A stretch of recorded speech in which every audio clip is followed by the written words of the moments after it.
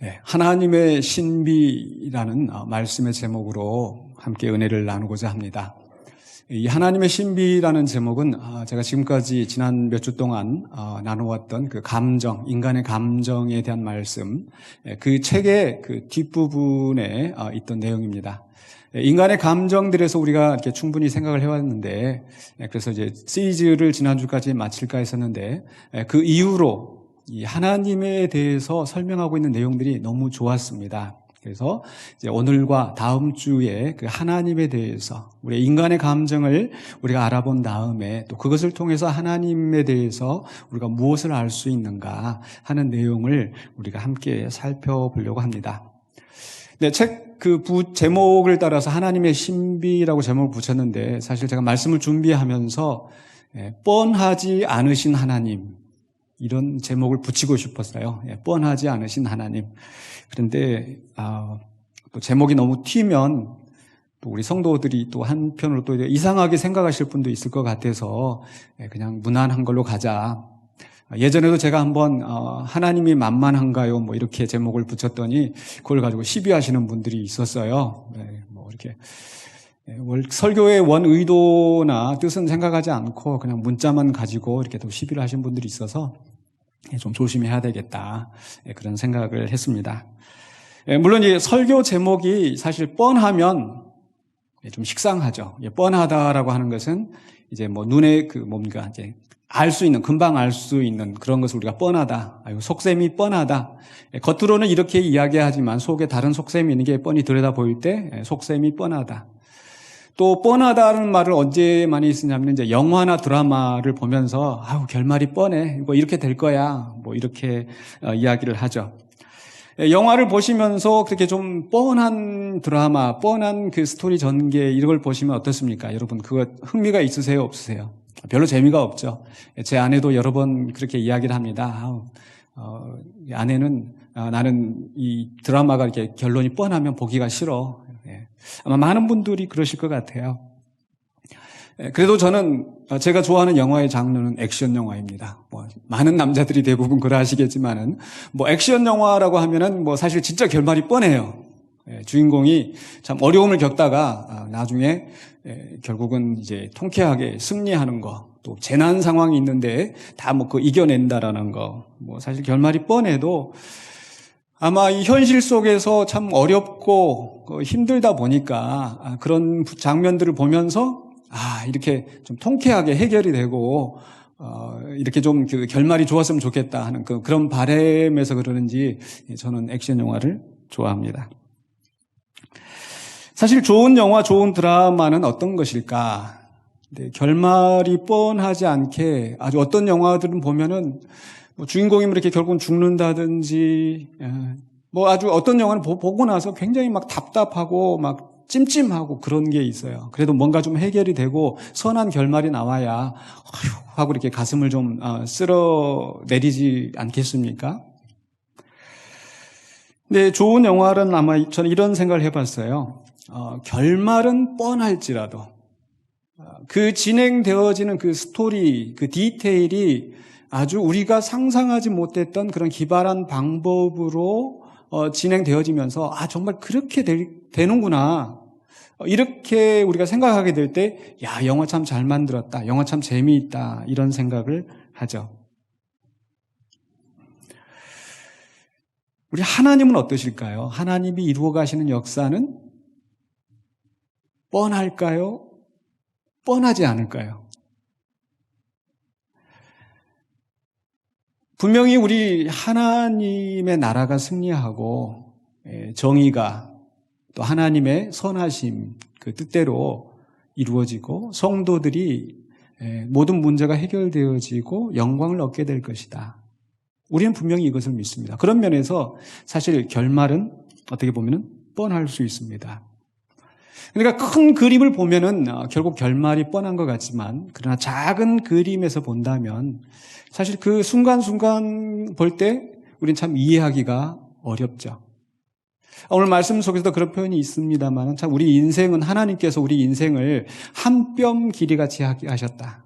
하나님이 진행하시는 역사는 시작부터 완성까지 너무나 크고 놀랍고 엄청난데 우리가 사는 인생 그 안에 한 뼘도 안 되는, 우리가 차지하고 있는 공간은 아주 티끌과 같은 그런 자리에 있으니 사실 그 속에서 이 하나님의 큰 그림을 이해한다는 거 도저히 불가한 일이겠죠. 그래서 우리는 이 성도들이 이 하나님의 큰 그림을 안다 하더라도 그 작은 그림 속에서 우리는 여러 가지 일들을 겪고, 왜 하나님 왜 이러실까? 왜 하나님 이렇게 하셨지? 그렇게 이해하기 어려운 때가 많이 있습니다.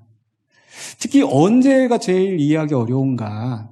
저는 그것을 성도가 고난을 당할 때 참 우리는 이해하기 어려운 것 같아요. 그래서 우리 첫 번째 생각할 것은요, 성도의 고난입니다. 여러분, 성도들이 고난을 당할 때가 많이 있습니다. 특히 요즘같이 이제 코로나 확산되는 이런 시점에서도 가까운 예로 그런 경우들이 있는데요. 예전에 초기에 신천지에서 코로나 막 확산이 되고 이럴 때는 저 신천지 저 이단들 하나님이 심판하셨다 참 이렇게 생각하고 이제 그 출발은 그랬었는데 그 뒤로 이단뿐만 아니라 그냥 일반 교회에서도 코로나가 막 확산이 되어지고 또 코로나가 또 그 확산의 또 근원지가 교회가 되기도 하고, 그래서 교회가 또 문을 닫고 예배를 못 하게 되고, 아마 얼핏 기억납니다만은 지난 부활주일 고난주간 때에 코로나가 그때 종식이 돼서 딱 이렇게 우리가 부활주일 때 예배를 드렸으면 좋겠습니다 했는데 그렇게 못 하고 비대면으로 아마 이렇게 예배드렸던 그런 기억이 납니다. 교회도 그런 코로나를 피해갈 수가 없었습니다. 또 아마 여러분 혹시 이런 기사를 보신 적이 있으신가요? 미국의 유명한 목사인데 어빈 백스터라고 하는 분이요, 이 코로나에 대해서 이야기하기를 이 코로나는 이 혼전 성관계 때문에 이 하나님이 심판으로 주신 거다라고 얘기를 했는데, 아마 제가 알기로는 지난 11월 3일자론가 이분이 사망했다 이렇게 나왔더라고요. 근데 사망한 이유가 코로나에 걸려서 돌아가셨다고, 또 부인도 코로나 확진이 판정이 돼가지고 병원에 있다는 그 기사를 본 적이 있습니다. 코로나가 혼전 성관계 때문에 일어났다, 하나님 심판하시러 주셨다 이렇게 했는데, 정작 그분이 코로나로 사망하셨으면 그분도 그런 문제가 있으셔서 코로나에 걸리신 건지 여러분 어떻게 생각하십니까? 혹시 그러면은 그 목사님이 그런 헛소리를 했기 때문에 하나님이 데려가신 건 아닐까요? 혹시 여러분 이렇게 생각하십니까? 그렇다면 여러분도 역시 우리도 그렇게 말을 한다면 그분과 다를 바가 없습니다. 사실 왜 이렇게 코로나 감염이 일어나고 무엇 때문에 또 이렇게 교회까지 또 이렇게 코로나 때문에 피해를 입고 있는지 사실 우리는 알 수가 없거든요. 근데 함부로 속단하고 함부로 판단하고 우리는 그렇습니다. 사실 재난은 누구에게나 옵니다. 전염병은 어디에서든지 퍼질 수가 있고, 또 암이나 또 교통사고나 또 이런 일들이 여기저기에서 알 수 없게 일어납니다. 그런 속에서 이런 성도들이 고난을 당하고, 성도들이 어떤 재난을 당하고, 또 성도들이 아프고 질병으로 죽고 이런 일이 일어날 때 참 이해하고 수용하기가 어려운 것 같습니다. 특히 그 일을 당하고 있는 당사자 입장에서는 하나님 왜 제게 이런 일이 일어났어요? 하나님 도대체 왜 이렇습니까? 그런 생각을 하지 않겠습니까? 오늘 39편에서 바로 이 시편 기자, 다윗의 시라고 알려져 있는 바로 이 시편 기자가 그런 고난 가운데 있었습니다. 1절에 보시면 이렇게 시작을 합니다. 내가 말하기를 나의 행위를 조심하여 내 혀로 범죄하지 아니하리니 악인이 내 앞에 있을 때 내가 내 입에 재갈을 먹이리라 하였도다. 이 말씀만 봐도 이 시편 기자가 얼마나 참 경건한 사람인지, 내 혀를 조심하고 내 행위를 조심하고, 심지어는 악인이 내 앞에서 나를 괴롭히고 할 때도 거기에다가 경멸과 조롱 또 이런 악을 악으로 갚는 이런 말 하지 않고 재갈을 먹였다. 바로 야고보서 1장 26절에 보면 이런 말씀이 있어요. 누구든지 스스로 경건하다 생각하며 자기 혀를 재갈 물리지 아니하고 자기 마음을 속이면 이 사람의 경건은 헛것이라. 이 말씀에 비추어 본다면 이 39편의 시편 기자는 정말 진실로 경건한 사람이라고 우리는 말할 수 있을 것입니다. 그런데 이렇게 경건한 사람이 참 힘들고 어려운 순간 속에서 하나님 앞에서 기도하는 것이 바로 이 시편 39편이죠. 다시 말씀드리지만 우리 고난은 누구에게나 일어날 수 있습니다. 그 고난이 일어나는 그 이유가 여러 가지 그 경우가 있을 수 있어요. 물론 하나님이 징계하심으로 하나님의 심판으로 어려운 일을 당할 수도 있습니다. 그러나 그것이 전부는 아닙니다.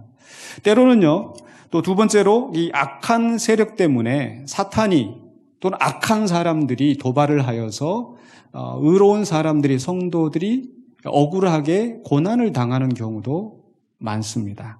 욥기에 나타난 욥이 그러하지 않습니까? 정말 그는 죄가 없고 경건한 사람이었는데 의로운 사람이었는데 사단이 그를 고소하고 사단이 그를 쳐서 그런 어려움을 당하는 거죠. 실제 우리의 성도들의 삶 속에서도 우리가 직장에서 또 우리 사회생활을 하면서 악한 사람들 때문에 무고하게 피해를 당하는 성도들이 얼마나 많습니까? 때로는 음주운전하는 사람 때문에 느닷없이 사고를 당해서 불행한 일을 겪는 그런 가정들도 있고요. 악한 사람들 때문에 우리에게 재난이 일어납니다.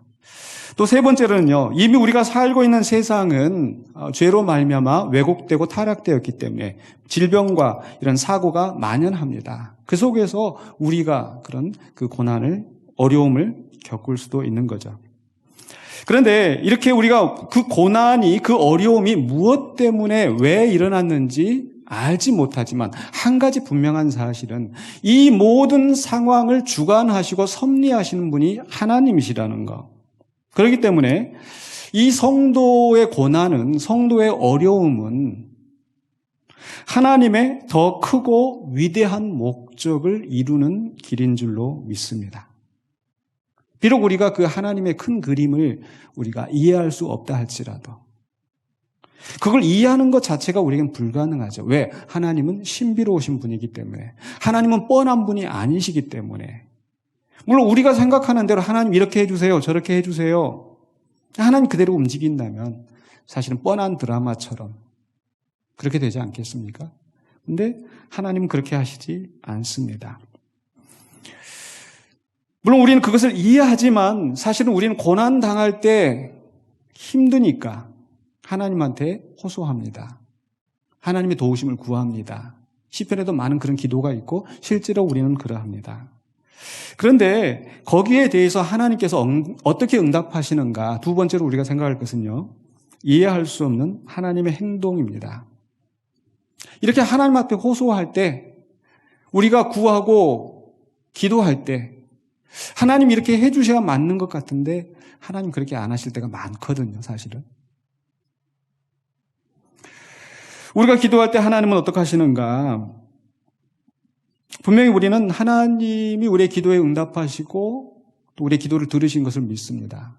그런데 많은 경우에 우리 하나님은 침묵하십니다. 그렇죠? 오늘 말씀 속에서도 보면 12절에 이 시편 기자가 이렇게 이야기해요. 여호와여 나의 기도를 들으시며 나의 부르짖음에 귀를 기울이소서. 내가 눈물 흘릴 때에 잠잠하지 마옵소서. 나는 주와 함께 있는 나그네이며 나의 모든 조상들처럼 떠도나이다.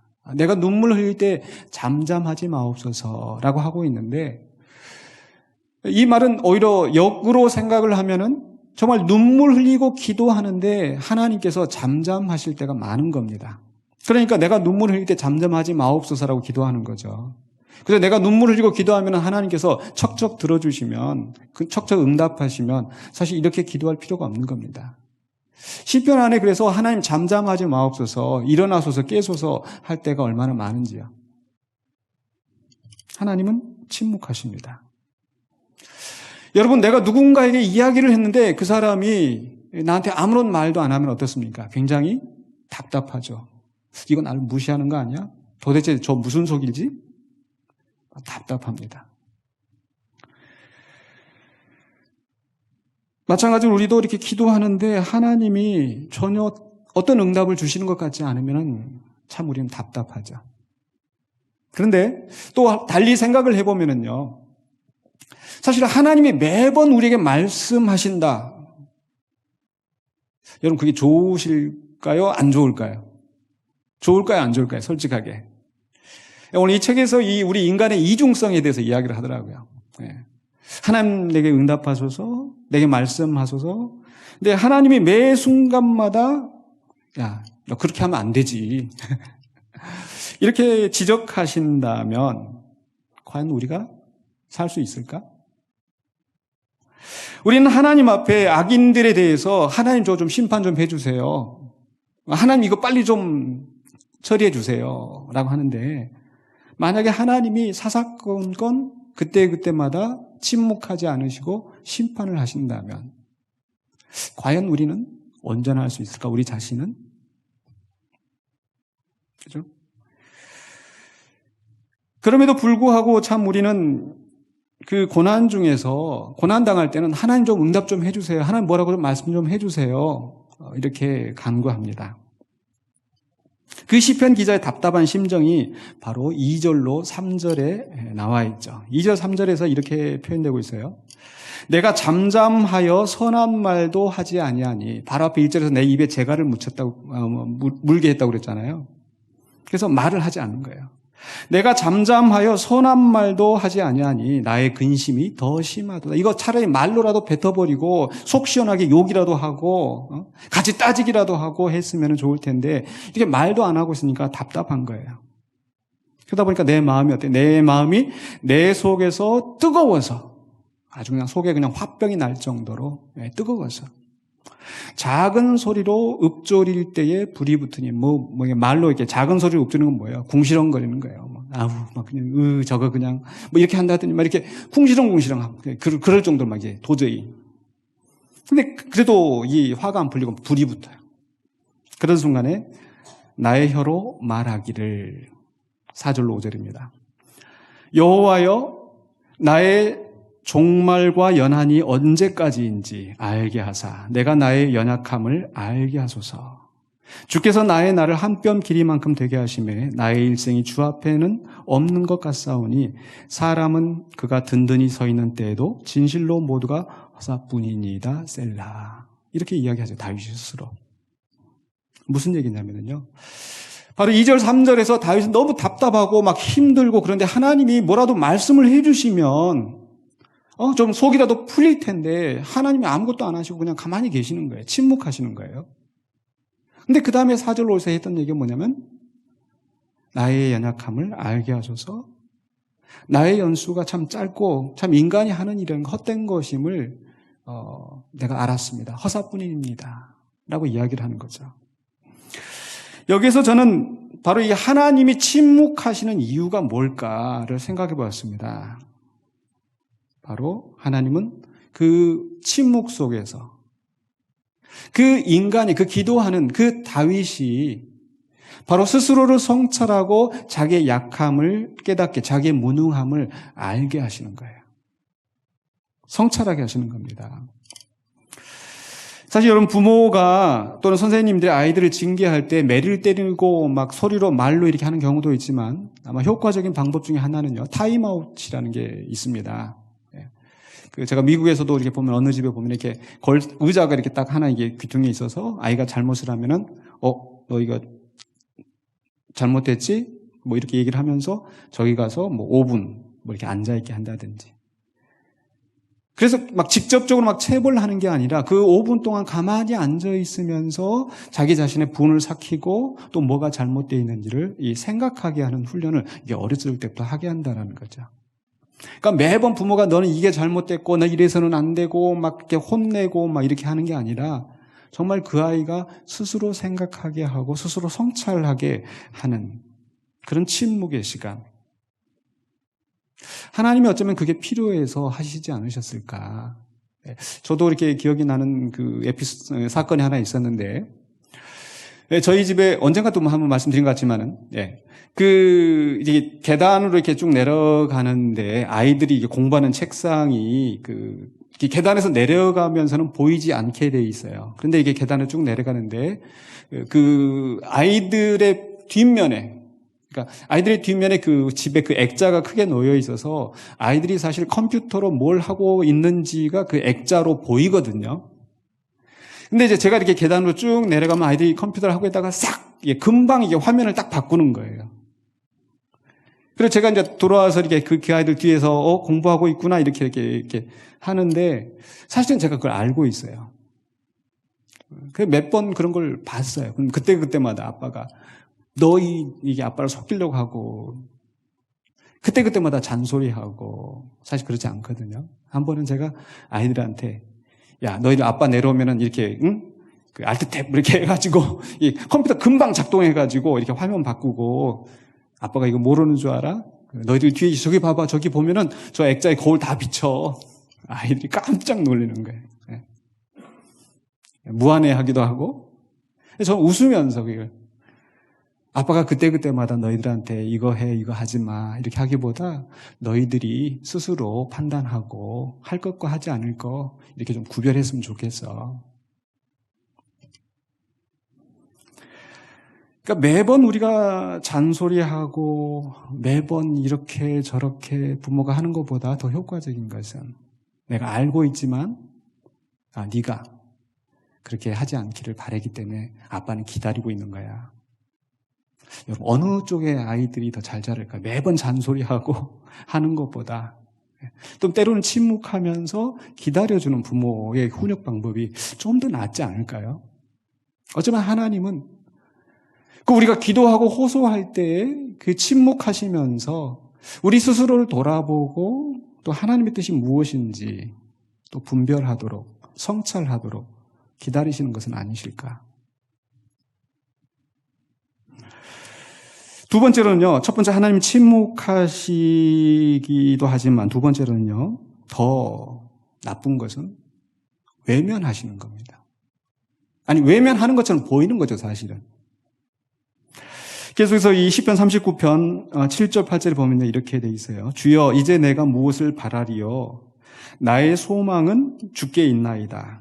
나를 모든 죄에서 건지시며 우매한 자에게서 욕을 당하지 아니하게 하소서. 그러니까 하나님한테 소망을 두고 하나님 나를 건져주세요. 하나님 나를 지켜주세요. 이 시편 기자가 기도하는 건 뭐예요? 우매한 자에게서 욕을 당하지 아니하게 하소서. 이렇게 기도하잖아요. 그 말의 현실은 어떻단 말이에요? 내가 우매한 자에게 욕을 당하고 있고 모욕과 조롱과 핍박을 당하고 있는데 하나님이 그냥 아무것도 안 하고 그냥 외면하시는 것처럼 보인단 말이죠. 마치 이런 생각을 한번 해보세요. 내가 이렇게 우리 어렸을 때, 학교 다닐 때, 이 깡패들한테 막 이렇게 막 시달리고 일진들 소위 말하는 그렇게 막 둘러싸여 있는데, 옆에 누가 사람이 지나가는데, 좀 도와주세요. 또는 이렇게 불쌍한 눈초리로 이렇게 좀 쳐다보고 있는데 그 사람이 어때요? 자기가 해를 당할까봐 그냥 지나가 버린다면, 얼마나 속상하겠어요. 근데 그 사람이 내 가족이고 특히나 내 아버지고 내 형이 그냥 아무 조치도 취하지 않고 지나가 버린다. 또 경찰인데 그런 비디오 클립 그 동영상도 본 적이 있어요. 분명히 그 고통을 당하고 있는데 경찰이 그것을 저지를 시켜야 되는데 이렇게 비리 연계되었는지 그냥 쓱 하고 모른 척하고 지나가 버려 외면하는 거예요. 실제로 이 시편 기자들은 성경 여기저기에서 참 내가 이렇게 괴로움 당하는데 왜 하나님 돌아보지 않습니까? 왜 외면하십니까? 이런 기도가 많이 나옵니다. 예를 들어 시편 44편 22절 23절에요. 우리가 종일 주를 위하여 죽임을 당하게 되며 도살할 양같이 여김을 받았나이다. 참 주를 위하여서 내가 이 길을 가고 하나님의 나라를 위해서 하나님의 영광을 위해서 이 선택을 하고 가고 있는데 그래서 내가 도살한 양같이 여김을 받고 있는데 하나님이 외면하시는 것 같이 보입니다. 그러니까 이 시편 기자가 뭐라고요? 주여 깨소서 어찌하여 주무시나이까? 어찌하여 주무시나이까? 일어나시고 우리를 영원히 버리지 마소서. 그래서 24절, 25절에 어찌하여 주의 얼굴을 가리우시고 우리의 고난과 압제를 잊으시나이까. 우리 영혼은 진토 속에 파묻히고 우리 몸은 땅에 붙었나이다. 우리가 정말 이렇게 진토 속에 우리의 몸이 파묻힐 정도로 도살할 양같이 여김을 받고 있는데 하나님은 그냥 편하게 주무시는 것처럼 우리를 외면하고 있어요. 여러분 한번 상상해 보세요. 예를 들어서 밤중에 뭐 이렇게 이런 층간소음 때문에 막 이렇게 시비가 붙어가지고 막 아랫집에 얼마 전에도 뉴스 보니까 뭐 이렇게 막 톱을 가지고 와서 막 협박을 하고 뭐 이런 상황이 있었다고 그러는데 만약 우리가 그런 상황을 겪었습니다. 그래가지고 막 집안이 막 시끄럽고 아래층에 막 이 아저씨가 올라와가지고 막 칼 들고 막 도끼 들고 막 이렇게 막 위협하고 이렇게 하고 막 그러고 있는데 정작 가장이 그냥 혼자 쿨쿨 잠만 자고 있으면 여러분 어떻게 하시겠어요? 아, 여보, 일어나! 아빠 좀 일어나서 좀! 이렇게 하지 않겠어요? 오늘 시편 기자가 바로 그런 심정입니다. 그냥 잠자고 있으면 그냥 아빠 일어나봐요. 이렇게 하지 않잖아요. 응? 도대체 이 집이 이 모양인데 도대체 뭐 하는 거냐고. 바로 성경 안에 그래서 시편 기자들이 그런 그 원망의 말을 쏟아내는 경우가 참 많습니다. 그래서 시편 1절에서요. 여호와여 어찌하여 멀리 서시며 어찌하여 환난 때에 숨으시나이까. 정작 하나님이 숨으시는 것처럼 느껴지는 겁니다. 내가 환난을 당하고 있는데 하나님 당신 혼자 살자고 지금 숨고 계십니까? 사실 있을 수 없는 표현인데 그렇게 기도를 한 거예요. 43편 2절에서도 주는 나의 힘이 되신 하나님이시거늘. 우리는 나의 힘이 되신 여호와여 내가 주를 사랑합니다. 나의 반석, 나의 소망. 근데 매번 하나님이 그렇게 반석, 나의 요새가 되어주지 않으신다는 거예요. 나의 힘이 되신 하나님이신데 어찌하여 나를 버리셨나이까? 내가 어찌하여 원수의 억압으로 말미암아 슬프게 다닙니까? 시편 22편 1절. 내 하나님이여. 내 하나님이요. 다른 하나님이 아니라 내 하나님. 어찌하여 나를 버리셨나이까? 어찌 나를 멀리하여 돕지 아니하시오며 내 신음소리를 듣지 아니하시나이까? 바로 이 말씀이 우리 예수님께서 십자가상에서 외치신 말씀이잖아요. 나의 하나님, 어찌하여 나를 버리셨나이까? 고난과 어려움을 겪을 때 고통스러운 상황에서 하나님 앞에 도우심을 구하는데 하나님 앞에 나가는데 하나님 그냥 외면하고 멀뚱멀뚱 쳐다보시든지 아니면 그냥 하나님이 숨어버리시는 것처럼 전혀 어떤 것도 하지 않으시고 멀리 계시는 하나님처럼 느껴지고 더군다나 하나님이 나를 버리셨다? 버림받은 느낌. 그런 속에서 하나님 앞에 외치는 겁니다. 여러분 하나님이 진짜 버리셨을까요? 아마 버리지는 않으셨을 것 같아요. 근데 정작 당사자 입장에서는 하나님 나를 왜 이렇게 버리십니까? 왜 나한테 이렇게 하세요? 하나님 그러실 수가 있어요? 심지어는 우리 예수님조차도 아버지의 뜻을 알고 그 십자가의 고난을 당하신 예수님조차도 그 순간에 나의 하나님 어찌하여 나를 버리셨나이까? 그럼 이 속에서 그 슬픔과 원망과 부정적인 감정이 느껴지지 않습니까? 그렇다면 과연 이런 슬픔과 원망, 부정적인 감정이 잘못된 것일까요? 그렇다면 예수님께서 그렇게 하셨을까요? 시편 기자들이 하나님 앞에 그렇게 외쳤을까요?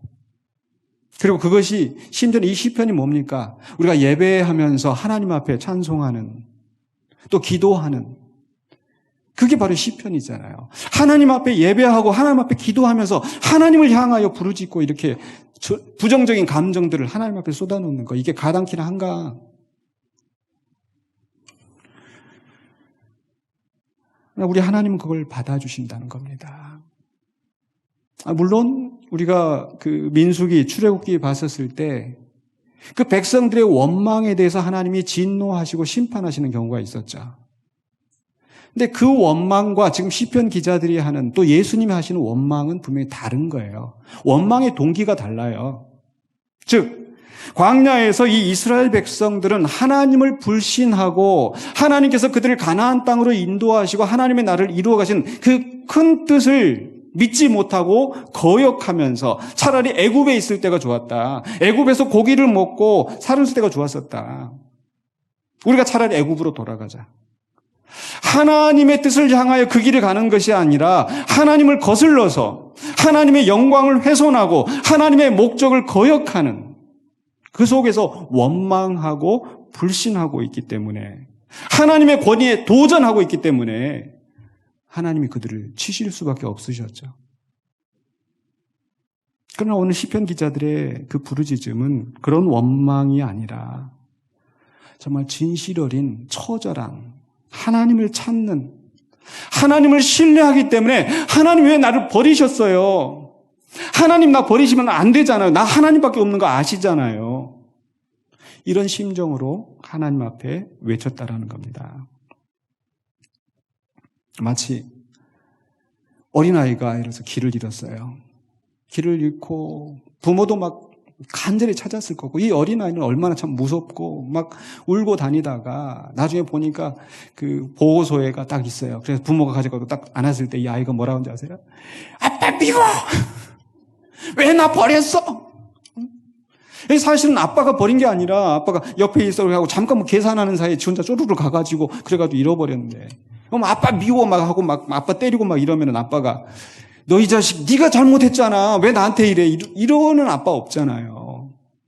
그래 아빠가 잘못했어. 많이 무서웠지. 많이 힘들었지. 부모도 그러할진데 우리 하나님이 그러지 않으실까요? 오늘 시편 기자들이 우리 예수님이 나의 하나님 어찌하여 나를 버리셨나이까 했던 아빠 미워. 아빠 싫어. 아빠 나 버렸잖아. 그 속에서 사실 그 아빠를 얼마나 사랑하고 얼마나 의지하는지 그 감정이 느껴지시잖아요. 바로 그런 심정으로 하나님 앞에 외치는 거예요. 그래서 우리 하나님은 그런 마음을 아시고 그 시편 기자들의 그 기도를 들으시는 겁니다. 오늘 감정 그 영혼의 외침 이 책에서 이렇게 표현을 하고 있더라고요. 읽어드리겠습니다. 하나님은 우리가 분노를 과감히 표현하기를 바라신다. 그런 과정에서 자신의 욕구를 솔직히 직면하게 되고 하나님과 더 친밀한 관계로 나아갈 수 있기 때문이다. 하나님은 우리의 진실한 모습을 원하신다. 비록 그것이 하나님에 대한 원망이라 해도 우리가 하나님께 다가가 그분을 알기 위해 씨름하는 것이라면 하나님은 개의치 않고 인정해 주신다. 하나님은 우리 정직한 모습을 사랑하시고 위선과 가식을 경멸하신다. 하나님의 외면에서 비롯된 격한 감정은 하나님을 알고자 하는 갈망을 더욱 부채질한다. 하나님이 외면하시는 것처럼 보이기 때문에 하나님이 외면 그런 순간에 우리는 정말 하나님이 원망스럽고 막 분노가 나고 막 하나님한테 막 따지고 싶고 근데 그런 격한 감정들을 하나님이 너 나한테 어떻게 그럴 수 있어 이렇게 하지 않고 토닥토닥 그래 알아 네 맘 알지 그렇게 다가오는 이 성도를 사랑하신다는 거예요. 거기에서 하나님이 왜 우리의 예상과 달리 우리를 외면하시는지 그 이유를 알 수 있지 않겠습니까? 사실 우리 교회가 지금 여러 어려움을 겪고 있고 분쟁이 나고 1년 6개월이 지나가고 우리가 예상하고 정말 하나님 어떻게 이럴 수가 있어? 어떻게 이런 일이 일어날 수가 있어요? 악인들은 자기들이 이겼다고 큰소리치면서 만약 그런 순간에 우리가 개사 생각하는 대로 일이 이루어지지 않고 이러면 화나요. 속상합니다. 그냥 다 내려놓고 싶습니다. 근데 그런 속에서 하나님 앞에 외치고 따지고 하는 것을 하나님은 결코 마다하지 않으시고 오히려 그런 감정 속에서 솔직하게 하나님 앞에 나오는 것을 하나님이 기다리신다는 겁니다. 하나님은 침묵하십니다. 어떤 때는 하나님이 다 보시면서도 악인들에게 핍박을 당하고 고난을 당하고 있는 그런 성도들 보시면서도 그 외면하시는 것처럼 보일 때가 있습니다. 근데 그보다 더 심란한 것은 하나님이 성도들을 공격하실 때입니다.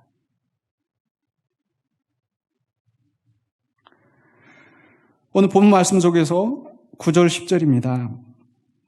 내가 잠잠하고 입을 열지 아니함은 주께서 이를 행하신 까닭이니이다. 생각해 보니까 이게 하나님이 결국 하신 일이 아닌가? 내가 우매자에게 욕을 당하고 있는데, 정말 악인들에게 조롱을 당하고 있는데 하나님이 하신 게 아닐까? 10절에 주의 징벌을 나에게서 옮기소서 주의 손이 치심으로 내가 쇠망하였나이다. 주의 손이 나를 치셔서 내가 쇠망합니다. 욥기 안에서도 보면은요, 하나님이 나를 치셨다. 그런 말이 참 욥이 많이 합니다. 그것 때문에 나중에 이제 욥이 참 후회하는데, 사실 우리가 보면 하나님이 나를 치신 것처럼 느껴질 때가 있어요. 아니, 실제로 하나님 치실 때가 있어요, 분명히. 성경에서는 어떤 경우에는요, 우리 하나님을요, 이 맹수, 사자로 비유할 때가 있어요. 사자처럼 공격하시는 하나님 나오는데요. 호세아서 13장 7절로 8절에서 그러므로 내가 그들에게 사자 같고 길가에서 기다린 표범 같으니라. 내가 새끼 잃은 곰같이 그들을 만나 그의 염통 컵불을 찢고 거기서 암사자같이 그들을 삼키리라. 들짐승이 그들을 찢으리라. 새끼 잃은 암곰처럼, 곰이 새끼 잃고 나면 눈에 뵈는 게 없으니까 다 그냥 가서 다 발발이 찢어버리고. 누구한테 지금 이렇게 하나님 이렇게 하시는 거예요? 내가 그들에게, 누구에게?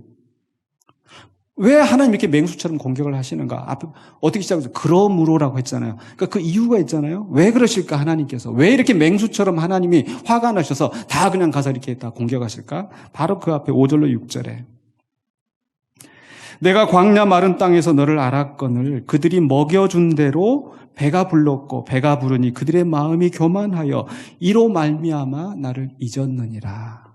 누구에 대한 이야기입니까? 이스라엘 백성이잖아요. 하나님께서 그들을 애굽에서 건져내시고 광야에서 메추라기와 만나로 먹이시고 반석에서 물이 나게 하시고 가나안 땅에 들어와서 정착하게 하시고 그들 배가 부르게 했더니 그것 때문에 교만해져서 하나님을 잊어버렸어요. 그럴 때 하나님은 어떻게 하셔야 돼요? 하나님은 가만 내버려 두실까요? 아니에요. 내가 새끼 잃은 암콤처럼, 암사자처럼, 표범처럼 가서 그들을 공격하겠다. 거역하는 그 백성들에 대해서 하나님이 심판하십니다. 왜 심판하실까요? 니들이 내 말을 안 들어? 너희들 가만 안 둔다? 다 없애버릴 거야? 하나님 이런 심정을 하시지 않잖아요. 부모를 거역하는 자식에 대해서 부모가 어쩔 수 없이 체벌을 할 때 그 아이를 망하게 하려고 그러지 않잖아요. 왜 그렇습니까? 바로 회개하고 돌아오기를 원하시기 때문에 체벌하는 거죠. 징계하시는 거죠. 하나님의 마음이 바로 호세아서 14장 1절로 4절에 잘 표현이 되어 있어요. 14장 1절에 이스라엘아 내 하나님 여호와께로 돌아오라. 내가 불의함으로 말미암아 엎드러졌느니라. 불의함으로 말미암아 잘못된 길로 갈 때 하나님 그걸 가만두실 수가 없어서 그래서 엎드러졌다. 내가 그래서 너를 친 거야.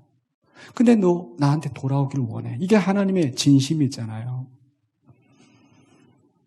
그래서 4절에서는요.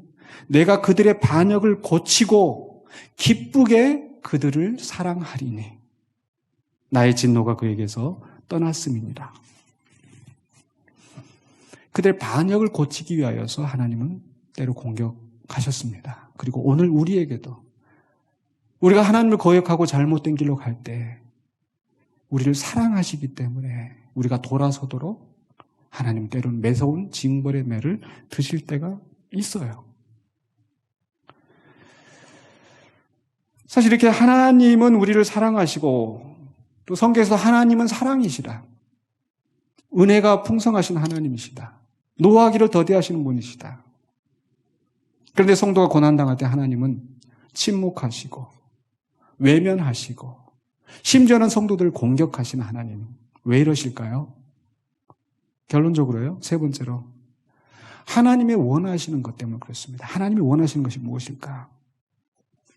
바로 시편 39편에서는요. 하나님 왜 이렇게 잠잠하십니까? 잠잠하지 마시옵소서. 하나님 왜 나를 이렇게 치십니까? 하나님 저 정말 너무 괴롭습니다. 이게 시편 39편인데 그 다음에 40편에 바로 다음에 나오는 40편에서 그 하나님 도대체 왜 이렇게 하셨는가 그 결론을 우리가 찾을 수 있을 것 같아요. 40편 1절로 2절에 보면 이렇게 되어 있죠. 내가 여호와를 기다리고 기다렸더니 그냥 조금 기다려가지고 하나님 응답하시지 않으셨어요. 침묵하셨어요. 그래도 하나님 앞에 소리치고 외치고 분노하고 쏟아놓고 눈물을 흘리면서 기다리고 기다렸더니 아마 10번을 쏟아 아마 모자랐을 거예요. 기다리고 기다렸더니 어떻게 했어요? 귀를 기울이사 나의 부르짖음을 들으셨도다. 나를 기가 막힐 웅덩이와 수렁에서 끌어올리시고 내 발을 반석 위에 두사 내 걸음을 견고하게 하셨도다. 기가 막힌 웅덩이. 도대체 알 수 없고 이해할 수 없는 왜 그 수렁통에 내가 빠졌는지. 그런데 보니까 기다리고 기다렸더니 그 기가 막힌 웅덩이에서 나를 하나님이 건지셨어요.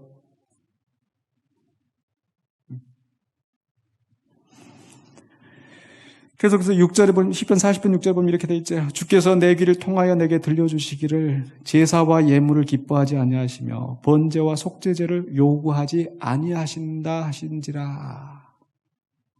도대체 하나님이 원하시는 거 뭘까?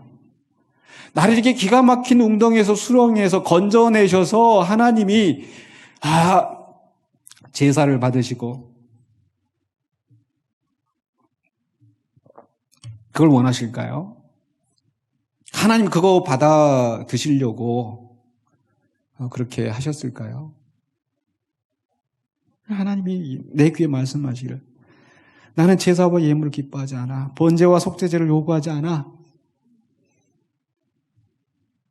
그러면서 그 다음에 7절로 8절에 시편 기자가 뭐라고 해요?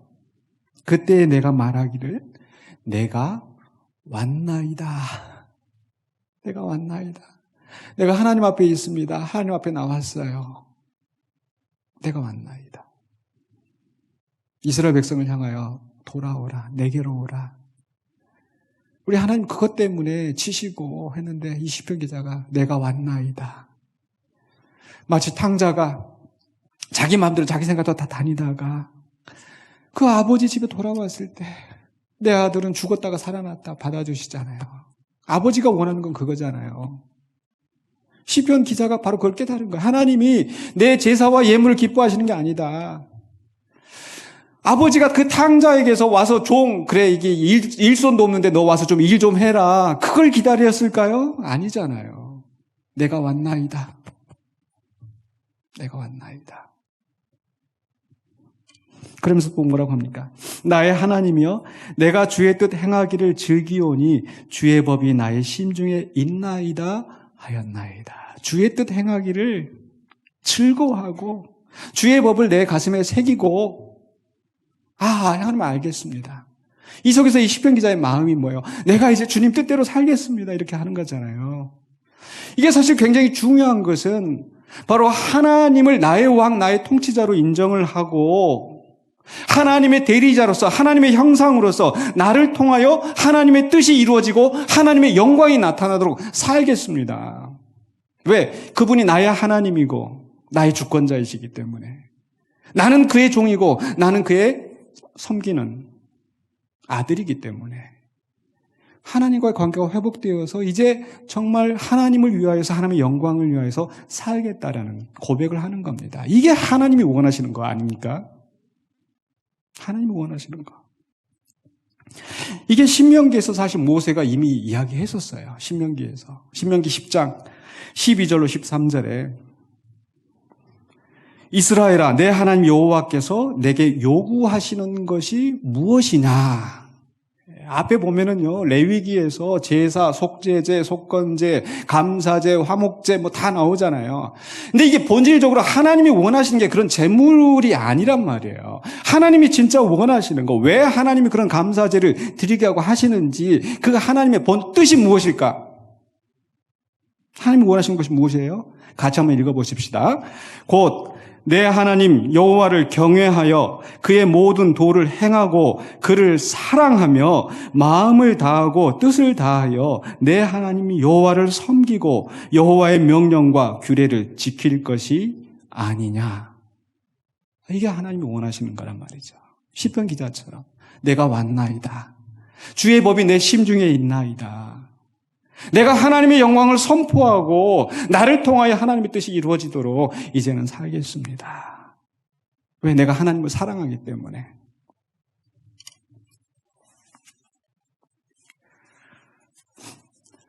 이게 바로 우리 몸을 하나님이 기뻐하시는 거룩한 산 제물로 드리는 삶이 아니겠습니까? 짐승의 번제가 아니라. 지금도 성도님들에게서 이런저런 소식들을 들을 때 참 가슴 아플 때가 많이 있어요. 직장에서. 그저 다 불의한 상황, 그저 그냥 그럭저럭 뭐 다 그렇게 하는 거지. 넘어가는데. 약자들이 고난을 당하고 있는데, 힘을 가진 사람들이 괴롭히고 있는데, 그냥 참고 넘어가면 조용히 넘어가는데, 하나님이 그걸 원하시지 않는 것 같으니까. 그러면 안 됩니다. 근데 그것 때문에 핍박을 당해요. 남들은 뇌물 주고 뇌물 받고 승승장구하고 떵떵거리는데 이거 하나님이 기뻐하시는 일이 아닌데 하고 뇌물 안 줬더니 뇌물 안 받았더니 그것 때문에 손해를 보고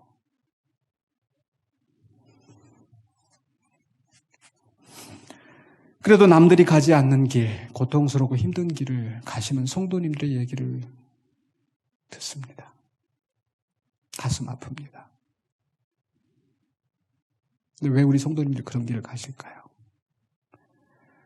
하나님을 사랑하기 때문인 줄로 믿습니다.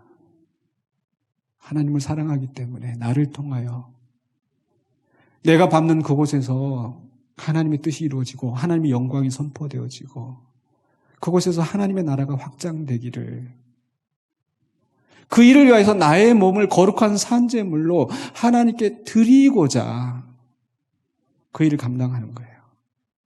그 고통당하는 걸 보면서 악인들은요. 네가 믿는 하나님이 어디 있어?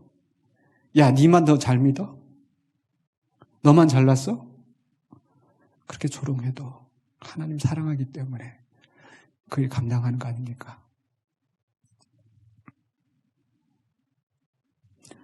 말씀을 마무리하려고 합니다.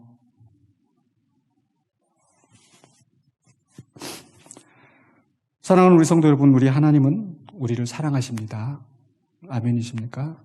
네. 여러분, 그 온 세상을 창조하시고 주관하시는 그 하나님이 나를 사랑하신다는 거 참 놀라운 기적이죠. 그죠?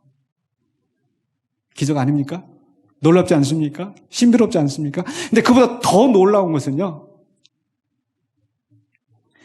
그 하나님이 우리의 사랑을 원하신다는 사실. 하나님은 뭐 부족할 게 뭐가 있어서. 근데 그 하나님이 우리를 사랑하실 뿐만 아니라 우리의 사랑을 원하신다는 거. 어쩌면 그게 하나님이 우리를 구원하신 이유가 아닐까. 하나님은 우리가 하나님을 사랑해서 그의 계명을 지키고 도를 행하기를 원하세요. 아니 우리가 지키는 것이 하나님한테 무슨 득이 된다고. 그렇죠? 근데 하나님이 그걸 원하시는 거예요. 하나님이 그냥 다 척척척 다 그때그때마다 심판하고 누구 하나 토달지 못하게 그렇게 하시는 게 아니라 그 속에서 성도들이 고통당하면서 의의 길을 행하려고 하는 그거.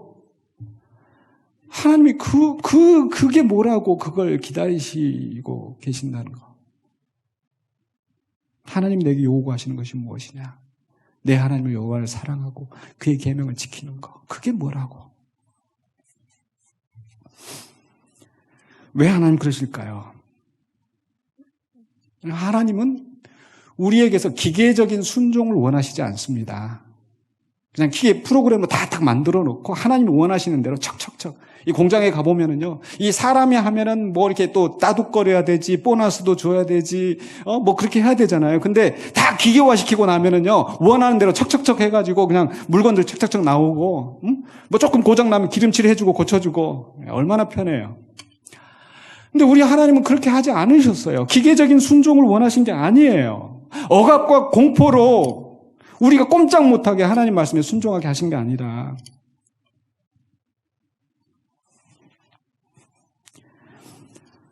하나님은 우리에게 무엇을 원하실까? 한마디로 이야기하면 하나님은 우리에게서 인격적인 교제와 사랑을 원하시는 줄로 믿습니다. 그래서 우리를 하나님의 형상으로 지으셨어요. 기계로 이 세상에 보내신 것이 아니라 하나님처럼 하나님의 버금가는 지적인 능력과 의지를 가지고 그리고 하나님의 심정, 하나님의 감정을 가지고 하나님의 능력과 그 영광에 버금가는 그런 권세와 영광을 누리게 하시면서 이 세상을 하나님을 대신해서 통치하도록 하셨잖아요. 하나님은 우리의 그 능력과 영광, 그 자유의지를 가지고 어쩌면 하나님을 반역할 것도 알고 계셨을 거예요. 그렇다고 그러면 하나님이 다 포기하고 인간들 만들어봐야 결론이 뻔한데 그러지 않으셨어요. 인류의 인격적인 교제와 사랑을 원하시기 때문에 포기하지 아니하시고 그 가운데 독생자를 보내셔서 그 하나님의 진노와 그 죄의 저주를 다 감당하게 하시고 우리를 구원하셨잖아요. 그 정도로 하나님 우리를 사랑하셨잖아요. 하나님은 우리를 짝사랑하실까요? 짝사랑하길 원하실까요? 하나님 일방적으로 사랑하길 원하실까요? 분명히 우리가 사랑하기 전에 하나님이 먼저 우리를 사랑하신 건 맞습니다. 근데 하나님은 거기에서 그냥 내가 너희를 사랑한다. 내가 너희를 사랑했으면 됐지. 너희들 나 사랑 안 해도 돼. 이러지 않으시잖아요. 하나님은 정말 지독히 우리를 사랑하시는데 그 속에서 우리가 하나님 앞에 나오고 우리가 진심으로 하나님을 사랑하고 그래서 이 세상에 나가서 하나님의 뜻을 분별하고 하나님의 뜻을 행하면서 하나님의 나라가 이 땅에 이루어짐 있게 살기를 원하시는 줄로 믿습니다. 그것을 위해서 하나님은요, 정말 신비롭게 우리가 이해할 수 없게 때로는 침묵하기도 하시고 때로는 우리가 고통당하고 있는데 외면하시는 것처럼 보이고 때로는 우리를 직접 공격하시면서 우리를 곤란한 지경에 빠뜨리게 하시는 것처럼 보일 수 있습니다. 그렇게 보입니다. 근데 그 모든 것이 우리를 사랑하시고 우리의 사랑을 원하시는 하나님의 신비 때문인 줄로 믿습니다. 그 신비하신 하나님을 기억하시면서 부정적인 감정이라 하더라도 하나님 앞에 나아가서 하나님을 의지하고 끝까지 승리하시는 저와 여러분이 되시기를 주의 이름으로 축원합니다. 기도하겠습니다.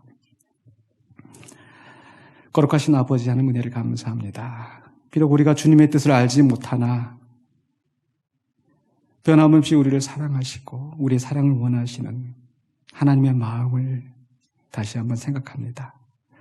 그 속에서 우리는 하나님과 함께하며 하나님께 나아가는 주의 자녀가 되기를 원합니다. 우리의 연약함을 아시는 주님, 우리를 살펴주시고 주의 길로 인도하여 주시옵소서.